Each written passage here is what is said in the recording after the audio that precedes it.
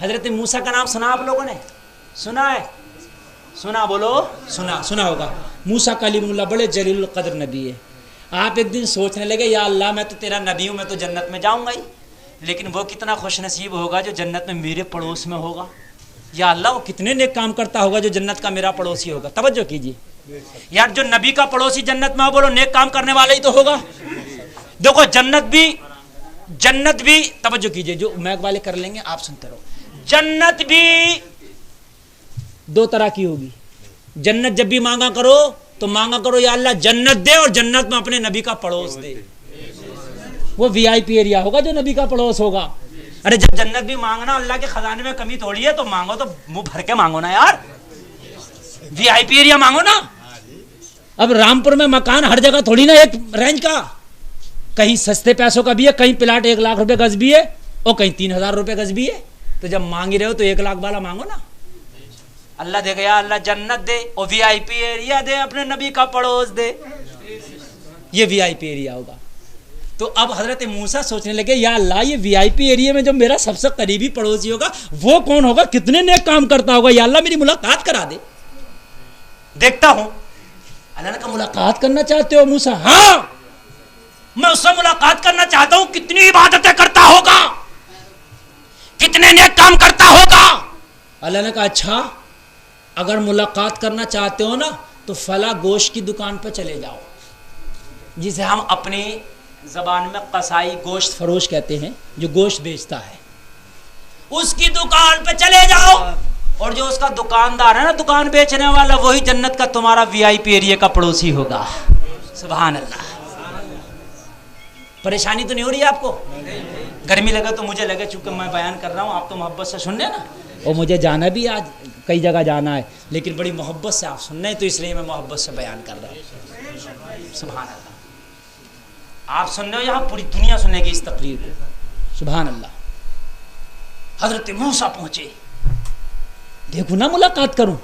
اچھا تمہیں بھی کوئی بتا دیا جائے کہ تمہارا جنت کا پڑوسی فلاں جگہ ہے، تو یار کچھ بھی ہو کام چھوڑ کے چلے تم بھی جاؤ گے یار؟ دیکھو جنت میں ساتھ میں رہیں گے، بات ہے کہ نہیں؟ اگر کوئی حج کو ساتھ میں چلا جائے اور حج کر کے آ جائے تو پوری زندگی یاد رکھتا ہے بھائی ہمارے بیڑے میں تھے، یہ ہمارے حج کرنے ساتھ میں گئے تھے، تو محبت عجیب سی محبت ہو جاتی ہے اس سے، وہاں ساتھ رہے تھے، یہ تھے۔ بہرحال یہ تو 40 دن کا سفر ہے یار، اور پھر جنت میں تو ہمیشہ کا سفر ہے۔ تو حضرت موسیٰ پہنچے، دیکھا تو گوشت بیچ رہا تھا، اللہ اللہ بیچ رہا تھا۔ حضرت موسیٰ کھڑے ہو گئے، دیکھنے لگے ایسی کون سی نیکیاں، گوشت تو سب بیچتے ہیں یار، یا اللہ اس میں کون سی ایسی نئی بات ہو گئی کہ میرا پڑوسی بنا دیا تو نے؟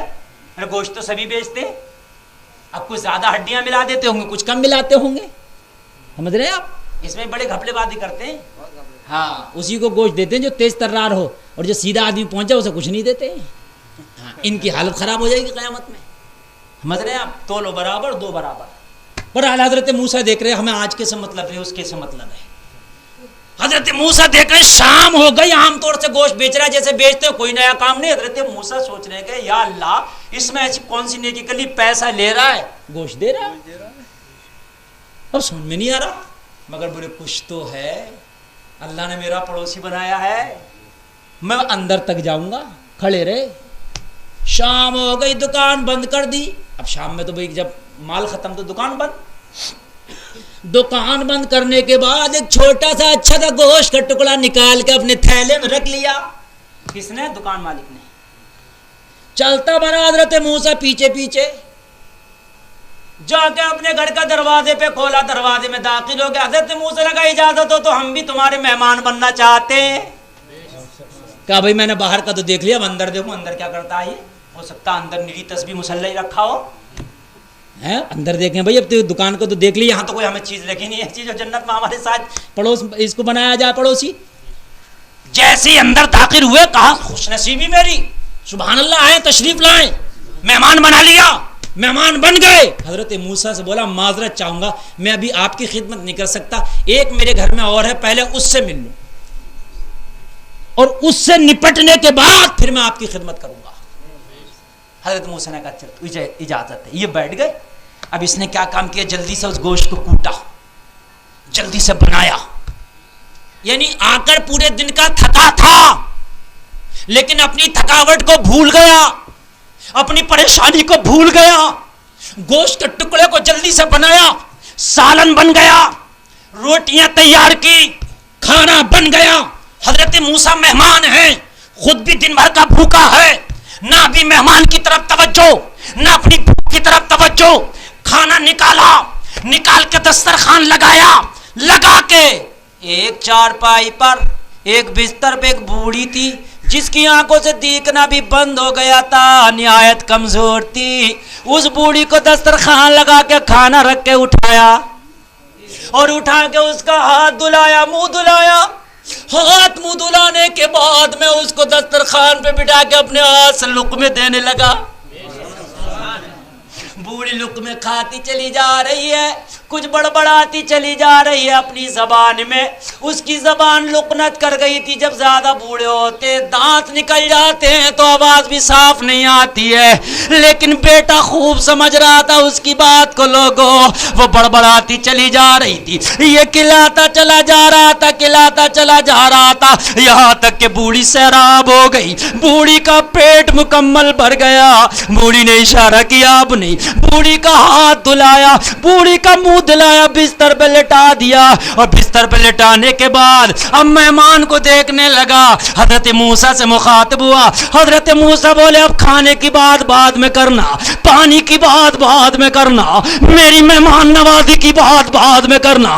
پہلے مجھے یہ بتا یہ بوڑھی کون ہے؟ دن بھر کا تو نے تھکاوٹ نہیں دیکھی, اپنا فاقہ نہیں دیکھا, اپنا مہمان نہیں دیکھا, اس بوڑھی کی خدمت میں لگ گیا. تو اس نوجوان نے بتایا, اے موسیٰ سنو سنو, یہ بوڑھی کوئی اور نہیں میری سگی ماں ہے.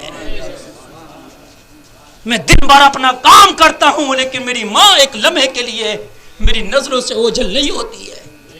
گھر آ کے اپنی بوڑھی ماں کو پہلے کھانا پکا کے کھلاتا ہوں. حضرت موسیٰ نے فرمایا تیری ماں؟ ہاں میری ماں ہے یہ. حضرت موسیٰ نے فرمایا جب تو اسے کھانا کھلا رہا تھا تو اپنی زبان میں کچھ بڑبڑا رہی تھی, کہہ کیا رہی تھی؟ کہنے لگا موسیٰ یہ جو بڑبڑا رہی تھی زبان میں لقنت ہے بڑھاپے کی وجہ سے, یہ میں کھانا کھلاتا جا رہا تھا اور یہ روز نہیں بڑبڑاتی, روز بڑبڑاتی ہے. ایسا ہی کہہ کیا رہی تھی؟ کہا روز کھانا کھاتی جاتی ہے اور ہر لقمے کے بدلے مجھے دعائیں دیتی ہے. اور دعا کیا دیتی ہے؟ ہر لقمہ کھا کے کہتی ہے اللہ تجھے موسیٰ کا جنت میں پڑوسی بنائے. روز مجھے دعائیں دیتی ہے کہ اللہ جنت میں تجھے موسیٰ کا پڑوسی بنائے, اللہ تجھے جنت میں موسیٰ کا پڑوسی بنائے. حضرت موسیٰ نے نوٹ کر لیا, یا اللہ جو میرا پڑوسی بنے گا اس کی مین وجہ یہ ہے جو کوٹا اس کا ریزرو ہوا وہ یہاں سے ریزرو ہوا, یہاں سے ریزرو ہوا اس کا جنت میں. جو میری پڑوس والا وی آئی پی جو ایریا اس کو ملے گا کوٹا ریزرو اس بوڑھی نے کرا دیا.